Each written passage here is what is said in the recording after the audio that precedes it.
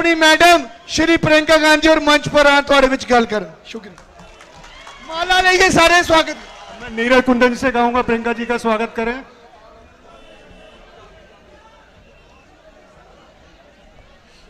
दोनों हाथों से तालियां बजाइए आप। प्रियंका गांधी, प्रियंका गांधी, प्रियंका गांधी, प्रियंका गांधी, प्रियंका गांधी, प्रियंका गांधी, प्रियंका गांधी।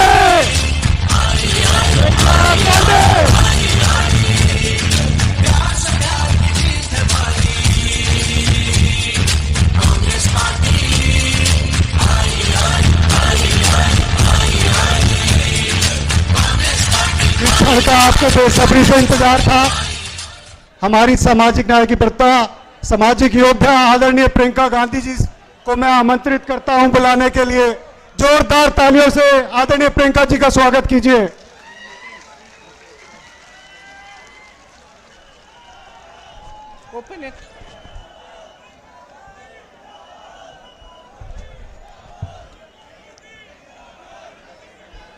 माता रानी की जय। बहुत दिल के पास है, दिल में रखती हूं। यहां आकर इतनी खुशी हो रही है, मैं कैसे बताऊं। आपसे माफी मांगना चाहती हूं, आपने इतना इंतजार किया। मुझे दिल्ली में बताया गया कि बहुत बारिश है, बादल है, हेलीकॉप्टर नहीं आ पाएगा। यहां की फोटो भेजी, यहां तक पानी था। फिर 1-2 घंटे बाद कहा कि शायद मौसम साफ हो रहा है, तो मैंने कहा आने का प्रयास करते हैं। मुझे बिलावर भी जाना था, अभी मैं वहीं से आ रही हूं। वहां हेलीकॉप्टर लैंड नहीं हो पाया।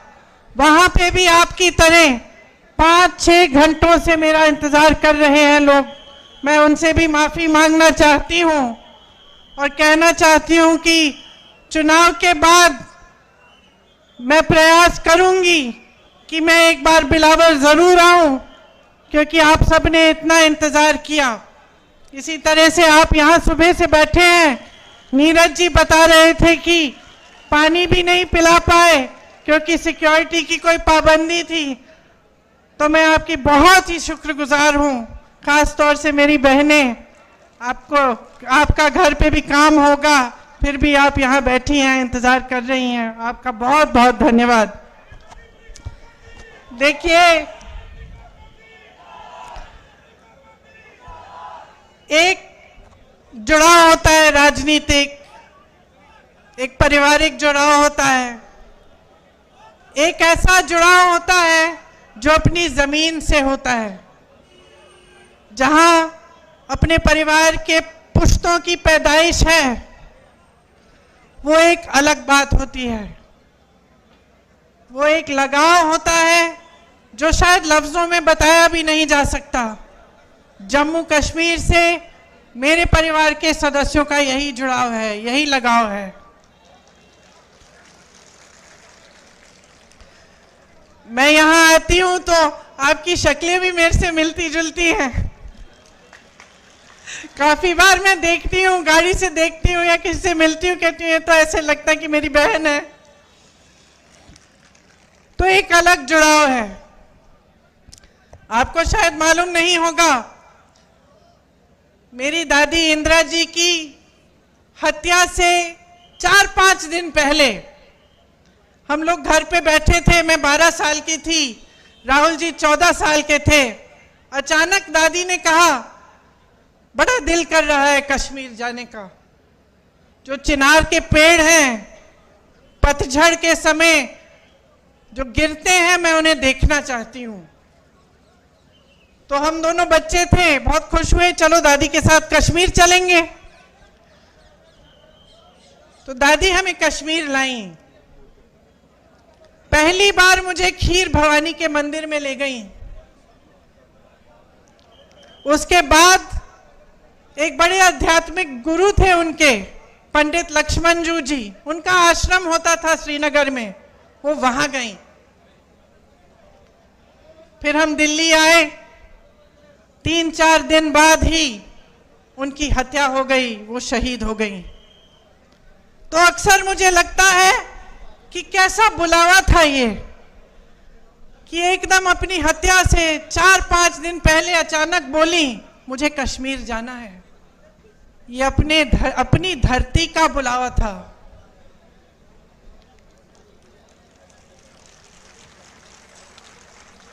ये माता का बुलावा था कि वो खीर भवानी गई, पहली बार अपने दोनों पोती पोती को वहां ले गई। और उसके बाद से जब भी मैं श्रीनगर जाती हूं, मैं जरूर खीर भवानी माता के यहाँ जाती हूं और अपनी दादी को याद करती हूं। दरअसल ये देश का शिखर है। प्रकृति ने आपको सब कुछ दिया, सुंदरता, संसाधन, बड़े बड़े आध्यात्मिक गुरु जो यहां से चले और सिर्फ अपने देश भर में नहीं लेकिन दूसरे देशों तक गए और धर्म की बात की, अमन चैन की बात की। आपके पास सब कुछ था, एक धार्मिक परंपरा, जैसे मैंने कहा प्राकृतिक सुंदरता, संसाधन, और शायद ये दुनिया का तरीका है, दुनिया का स्वभाव है कि जब किसी के पास सब कुछ होता है तो जिसकी नीयत ठीक नहीं होती है वो उसे छीनने की कोशिश करता है, उसका इस्तेमाल करता है।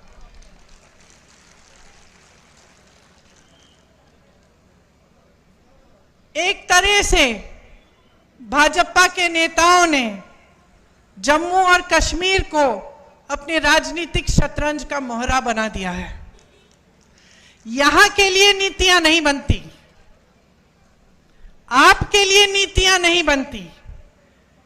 आपके प्रति जो नीतियां बनती हैं वो देश में जज्बातों को उभारने के लिए, राजनीति करने के लिए बनाई जाती हैं।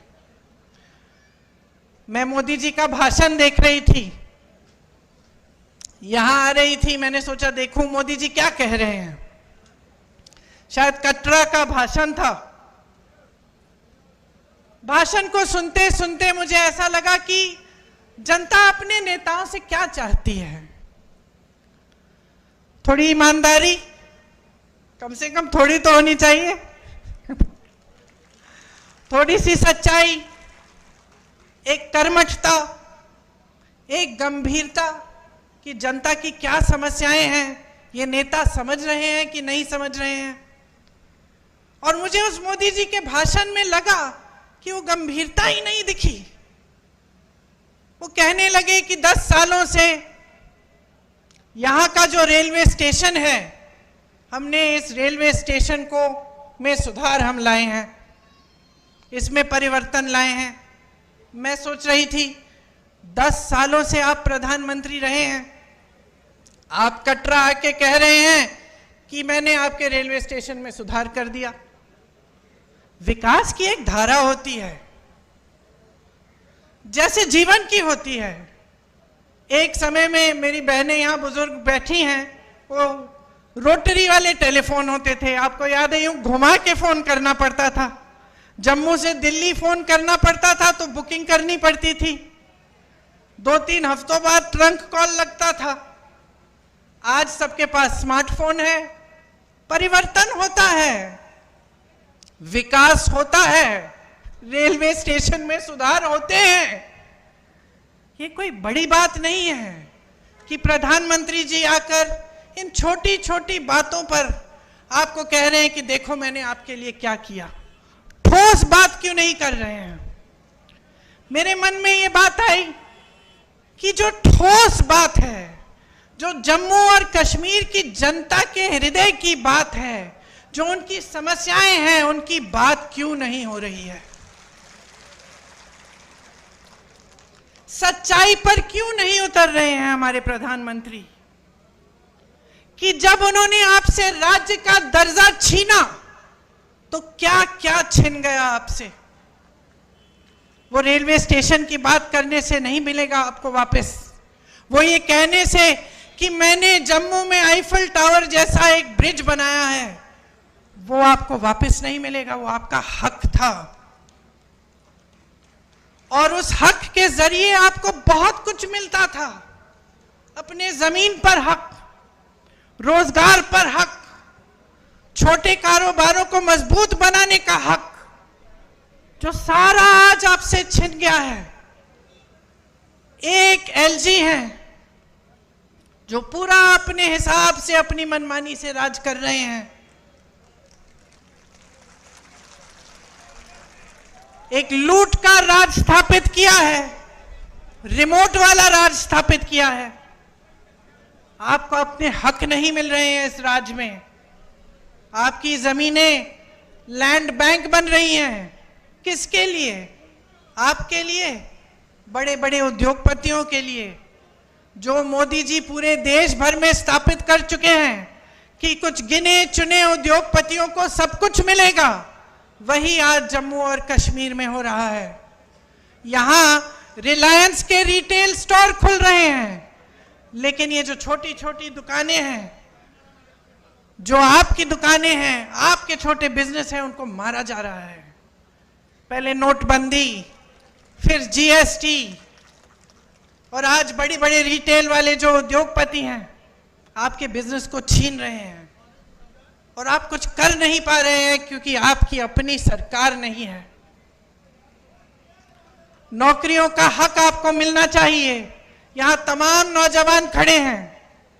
मेरी बहनें मेहनत करके, परिश्रम करके बड़ा करती हूं। मैं 52 साल की हूं, मेरा बेटा 24 साल का है, मेरी बेटी 22 साल की है। क्या चाहते हैं हम अपने बच्चों के लिए? एक उज्जवल भविष्य चाहते हैं। कुछ बड़ी शान, शोहरत, पैसा, सत्ता नहीं।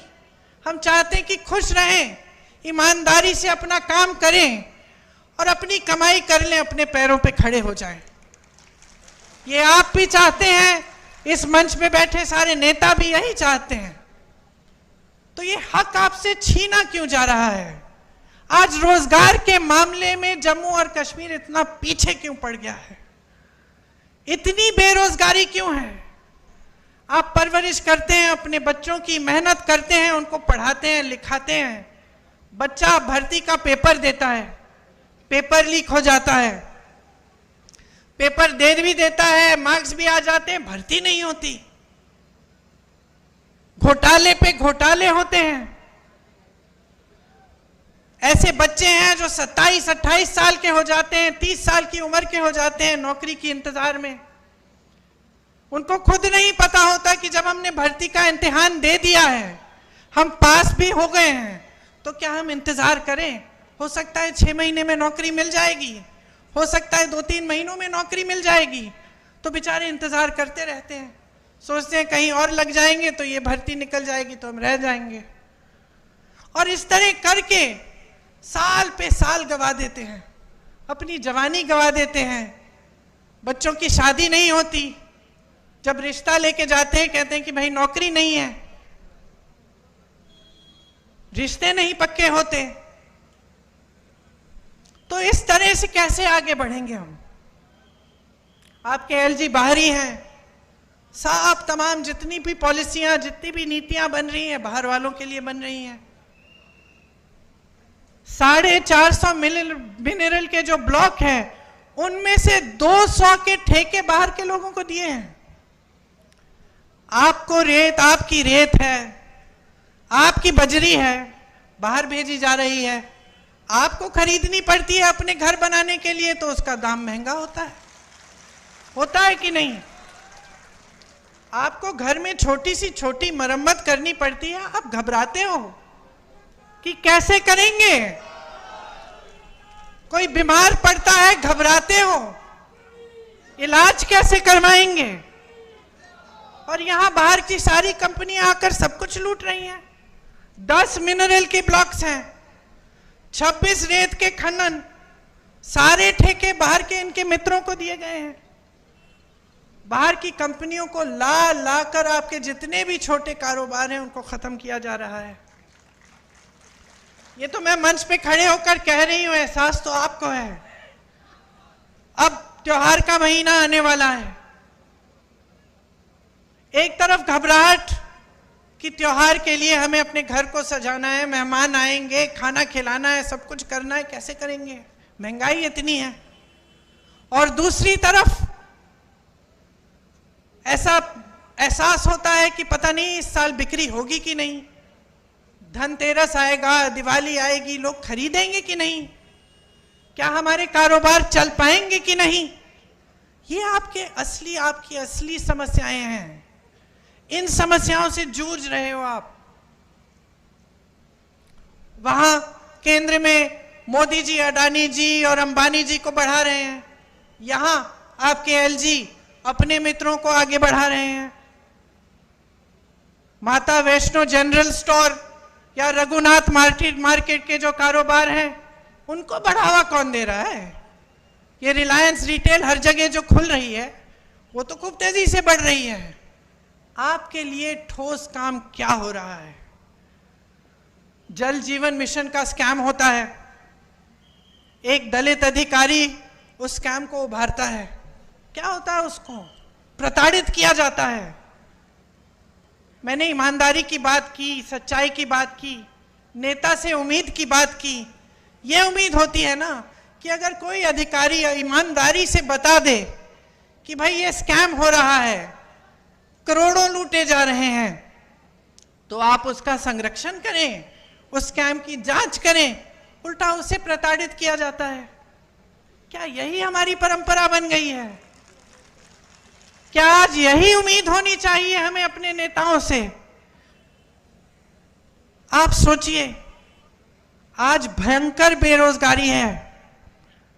यहां जम्मू में 65% सरकारी पद खाली हैं। आप यहां बेरोजगार खड़े हो, नौजवान, हाथ उठाकर अगर मैं पूछूं कि किस किस को सरकारी नौकरी मिली है, आप सब बोलेंगे नहीं मिली है। अभी जो चुनाव खत्म हुआ,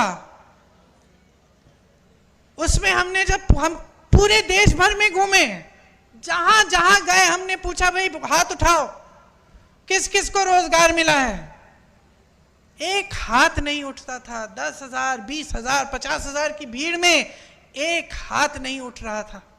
उल्टा क्या दिया जाता है आपको? नौजवानों को अग्निवीर जैसी स्कीम।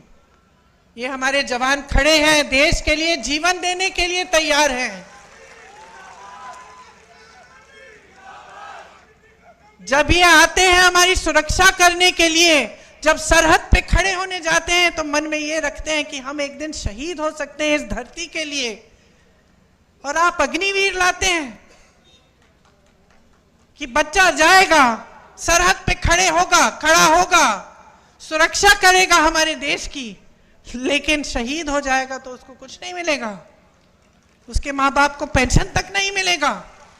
और इसके लिए हम सारे विपक्षी दल लड़ रहे हैं, बार बार इन मुद्दों को उठाते हैं, लेकिन इतना अहंकार है इस सरकार में, हमारे प्रधानमंत्री जी ने, कि वो जानते हुए कि ये गलत स्कीम है, जानते हुए कि ये नौजवानों के लिए ठीक नहीं है, वो पीछे नहीं हटते। वो कहते नहीं है कि ठीक है, गलती हो गई, गलत स्कीम ले आए, हम इसको सुधार देते हैं। जहां आपको आर्मी में, फोर्सेस में रोजगार का मौका मिलता था, वो टूट गया है, आज नहीं मिलता है। खेती में रोजगार बनते थे, आज नहीं बनते हैं। सबसे ज्यादा रोजगार हमारे देश में, हमारी देश की जो रीढ़ की हड्डी है, वो छोटे कारोबार हैं। ये सारी दुकानें जो मुझे यहां से दिख रही हैं, आप रोजगार दिलवाते थे। ये छोटे छोटे बिजनेस जो अपना कुछ बना दिया, कानपुर में लेदर का बिजनेस था, आगरा में कोई और बिजनेस, मुरादाबाद में पीतल का बिजनेस, यहाँ जम्मू में और बिजनेस, सारे तमाम ऐसे बिजनेस बंद हो रहे हैं, तो रोजगार वहां से भी नहीं मिलेगा। तो कौन सी स्कीम है इनके पास रोजगार दिलवाने की? सिर्फ स्कैम, पेपर लीक, अग्निवीर जैसी फिजूल की स्कीमें। और ऊपर से क्या होता है, आप माताएं हैं, नौजवान बच्चे हैं, मैंने कहा मेरे भी नौजवान बच्चे हैं। जब बच्चे में ये नाउम्मीद हो जाती है कि मेरे भविष्य में कुछ नहीं है, मैं कमा नहीं पा रहा हूं, घर पे बैठा रहता है, तब ड्रग्स फैलते हैं। चिट्टा कितना फैल गया है जम्मू कश्मीर में। कोई बात भी करता है इसके बारे में? ये सारे भाजपा के नेता जो आते हैं, वोट मांगने के लिए आते हैं, आपकी सच्चाई की बात करते हैं क्यों नहीं करते हैं? क्योंकि वो जानते हैं कि इसकी जड़ क्या है। जड़ बेरोजगारी है, बेकारी है। अगर बच्चे को आप नौकरी देंगे, सुबह से शाम तक काम करेगा, थका हुआ घर आएगा, तो कहां इधर उधर देखेगा? लेकिन बेचारा बेरोजगार बेकार पड़ा रहता है। जो ड्रग की माफियाएं हैं उसके लिए शिकार बन जाता है। तो पूरे समाज में, पूरे देश में, पूरे समाज में, खास तौर से यहाँ जम्मू में, कश्मीर में ये सब फैल रहा है और इसके बारे में आपके नेता बात भी नहीं करते हैं।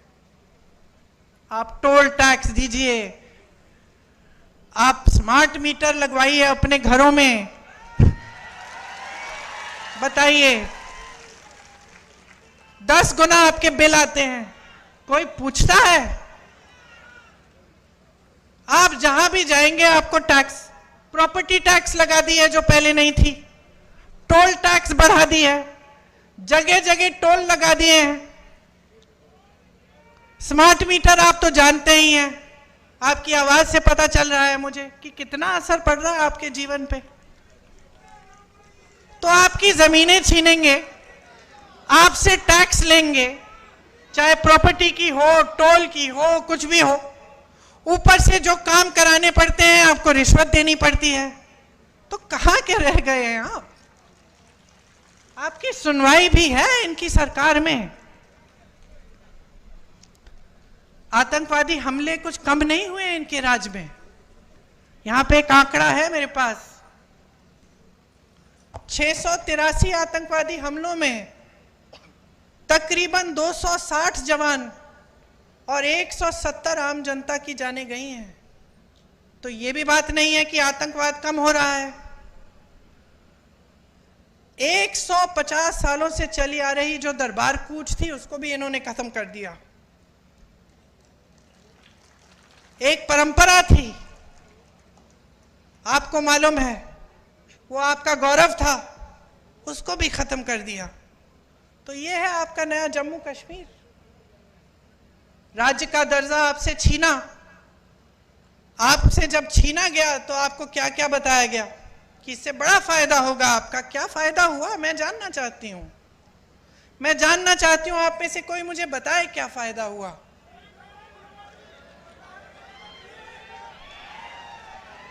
आपसे जो संविधान ने आपको जो सबसे बड़ा अधिकार दिया था, वोट का अधिकार, समानता का अधिकार, जो कबीर जी जैसे संतों ने, रविदास जी जैसे संतों ने जिसकी बात की थी, वो अधिकार, समानता का अधिकार कि भाई तुम में और तुम में कोई फर्क नहीं है, सब समान हो, ये अधिकार हमारे संविधान में गड़ा हुआ है। ये अधिकार छीना आपसे कि इतने सालों के लिए आप वोट तक नहीं दे पाए। तो क्या उम्मीद रख सकते हैं आप इन लोगों से? सब छीना है, सब लूटा है। मंच पर आते हैं, मैं प्रधानमंत्री के भाषण की बात कर रही थी, 45 मिनट में से 20 मिनट तो मेरे परिवार पे उन्होंने व्यर्थ किए। अब आप मुझे बताओ, अगर मैं यहां आकर 20 मिनट के लिए सिर्फ आपको यह सुनाऊं कि मोदी जी का परिवार ऐसा है वैसा है, आपको क्या लगेगा? क्या लगेगा बहन, क्या लगेगा? यही लगेगा ना कि इस नेता को समझ में नहीं आ रहा है कि मेरी समस्या क्या है, मैं तो अपनी समस्या की बात सुनना चाहती हूं। यही लगेगा ना? और वो वही पुरानी रट लगाए हुए हैं, 10 सालों से हम सुन रहे हैं और 10 सालों से परिवर्तन नहीं आ रहा है, 10 सालों से प्रगति नहीं आ रही है, घुटन हो रही है। खास तौर से यहां जम्मू और कश्मीर में घुटन हो रही है, भविष्य नहीं दिख रहा है आपको। तो मैं आपसे क्या कहने आई हूं, पहचानिए, सच्चाई को पहचानिए। इंदिरा जी की बात की, उनकी लगाव की बात की, एक सच्चाई थी उसमें, एक गहराई थी, वो हम आज तक अपने दिल में रखते हैं। ये हमारी धरती है और आपकी धरती है। आप वहां बैठे हो, नेता मंच पे बैठे हैं, आप अलग नहीं हो नेताओं से। ये अलगपन दूर करना पड़ेगा हमें। आपको समझना पड़ेगा कि ये नेता आपने बनाए हैं। आपको समझना पड़ेगा कि नेता आए आपके सामने, आपकी समस्याओं के बारे में बात करे, तब तक आप वोट मत दो उसे, चाहे कोई भी हो। ये लड़का नीरज, मैं इसे अच्छी तरह जानती हूं, संघर्षशील है, ईमानदार है, और सबसे बड़ी बात पता है क्या है? हिम्मत है इसमें, लड़ने की हिम्मत है। जब जब मैंने दिल्ली बुलाया कि आ जाओ धरना प्रदर्शन है, एकदम आया और पीछे नहीं हटा। पुलिस ने लाठी मारी, तंग किया, ढकेला, मारा, पीटा, फिर भी पीछे नहीं हटा। तो मैं अपने अनुभव से जानती हूं कि नीरज में हिम्मत है, लड़ने की शक्ति है और आपके लिए लड़ेगा।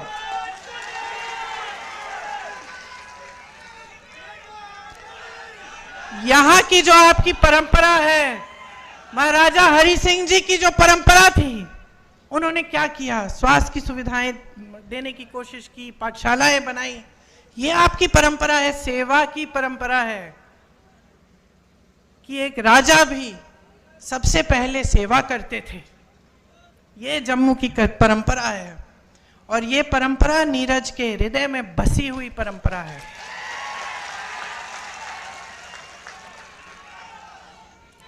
मैं आपसे कहने आई हूं कि नीरज को आगे बढ़ाओगे तो आप अपने भविष्य को मजबूत बनाओगे। नौजवान है मगर समझदार है। इसमें वो विवेक है जो हर नेता में होना चाहिए कि जनता सर्वोपरि है, मेरे से बड़ी है, ये समझते हैं।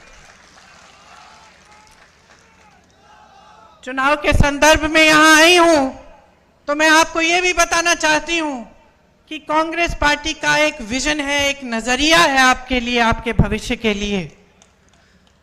हम आपके राज्य का जो दर्जा है वो आपको वापस देना चाहते हैं। मुझे हंसी आई,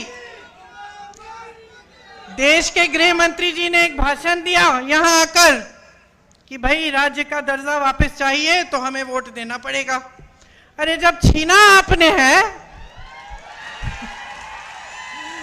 ये तो वही बात हुई कि घर के अंदर चोर आया, आपका टीवी लेके चले गया और फिर चोर कहता है कि टीवी वापस चाहिए तो भाई मेरे से पूछो। वही बात हुई ना, लिया आपने, अब कह रहे कि वोट नहीं दोगे तो हम देंगे। अब हम ही दे सकते हैं और कोई दे ही नहीं सकता आपको। समझ लीजिए क्या चाल चली जा रही है आपके साथ। तो कांग्रेस पार्टी चाहती है कि एकदम हमारी सरकार आएगी तो हम आपको राज्य का दर्जा वापस देंगे। 150 साल पुरानी जो दरबार कूच की जो परंपरा है वो फिर से शुरू की जाएगी। आपके रोजगार, आपकी जमीन को हम सुरक्षित करेंगे। हम सुरक्षित रखना चाहते हैं। हम चाहते हैं कि आपके रोजगार का हक, आपका जमीन का जो हक है वो आपके हाथों में वापस जाए। जहां जहां कांग्रेस की सरकारें आज है प्रदेशों में, वहां हमारा ये पूरा प्रयास है। हम पेपर लीक के लिए एक जॉब कैलेंडर निकालना चाहते हैं और सख्त से सख्त कार्रवाई करना चाहते हैं अगर कोई पेपर लीक हो, ताकि जॉब कब मिलेगा, पेपर कब होगा, रिजल्ट कब आएगा, ये सब पहले से निर्धारित हो। और इसके साथ कोई इधर उधर करने की कोशिश करे अधिकारी तो उस पर सख्त कार्रवाई हो। खाली पड़े 1 लाख पदों को हम एकदम भरना चाहते हैं। बेरोजगार युवाओं को प्रति माह 3,500 रुपए हम देना चाहते हैं, ताकि उनका थोड़ा आत्मविश्वास बने, अपने पैरों पे खड़े होने का कम से कम मौका तो मिले। घर की मुखिया महिला जो है, उनको हर महीने 3,000 रुपए हम सम्मान राशि देना चाहते हैं। ये जहां जहां हमारे प्रदेश हैं वहां ये काम हम कर रहे हैं। 25 लाख तक स्वास्थ्य बीमा हम निकलवाएंगे। आज हमारे प्रदेशों में ये काम हो रहा है, और राजस्थान में जब हमारी सरकार थी तो हमने किया, और उससे बहुत लाभ हुआ लोगों का। कैंसर के पेशेंट्स का, जो बड़ी बड़ी बीमारियां होती हैं, बड़ी बड़ी सर्जरियां करनी पड़ती हैं, वो लगभग मुफ्त हो गई, क्योंकि 25 लाख तक आपका बीमा था। ये स्मार्ट मीटर्स इंस्टॉल करने पर रोक लगेगी। घरेलू और कमर्शियल उपभोक्ताओं के जो पेंडिंग बिल हैं वो हम माफ करवाएंगे।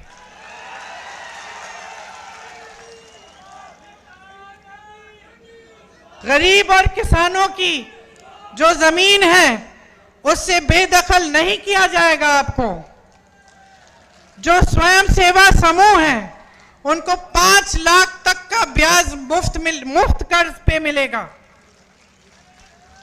ओबीसीज को संविधान के अनुसार अपना पूरा हक मिलेगा। मनमोहन सिंह जी के समय कश्मीरी पंडित भाइयों और बहनों के लिए शुरू हुई जो रिहैबिलिटेशन पॉलिसी थी, उसे दोबारा हम शुरू करवाएंगे। देखिए, यहां आकर बड़ी बड़ी बातें करना आसान है। आपने तो बहुत नेताओं की सुनी होंगी बातें।